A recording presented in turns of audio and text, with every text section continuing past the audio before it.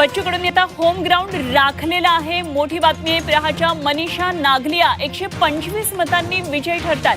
भाजपच्या कांता अहिर यांचा निसटता पराभव झालाय। भाजपसाठी हा एक धक्का आहे। बच्चू कडूंनी होम ग्राउंड राखलेला आहे। अमरावतीच्या चांदूर बाजारमध्ये भाजपला हा धक्का आहे। बच्चू कडू यांनी होम ग्राउंड राखण्यात यश मिळवलंय। प्रहारच्या मनीषा सध्या विजयी ठरताना दिसतात। बच्चू कडू यांनी हे होम ग्राउंड राखलेलं आहे। गेल्या काही तासांपासून आपण पाहतोय अत्यंत अटीतटीची ही सगळी निवडणूक झालेली पाहायला मिळते आहे। काही ठिकाणी ही अत्यंत चुरशीची लढत पाहायला मिळते।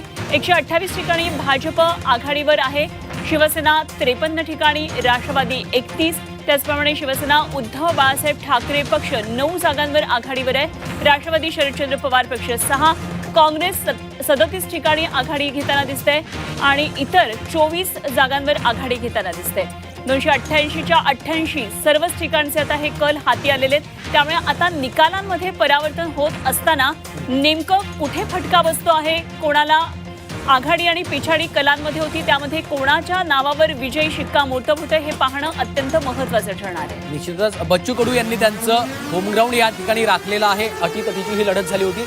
बदलापूरमध्ये पाहतोय आपण भाजप सध्या आघाडीवर आहे। अंबरनाथ नगरपालिकेमध्ये शिवसेनेनं आघाडी घेतल्याचं चित्र आहे। बदलापूर नगरपालिकेमध्ये भाजपनं आघाडी घेतलेली आहे, तर अंबरनाथमध्ये शिवसेनेचे उमेदवार आघाडीवर असल्याचं चित्र सध्या आपल्याला पाहायला मिळतंय। हे सगळे महत्त्वाचे अपडेट्स आपण प्रेक्षकांपर्यंत पोहोचवतोय। सांगलीमध्ये काय चित्र आहे? एकूण 8 जागा आहेत सांगलीमध्ये, त्यापैकी भाजपच्या वाट्याला 2 जात आहेत, शिवसेनेच्या 2, काँग्रेसच्या वाट्याला 1 जागा।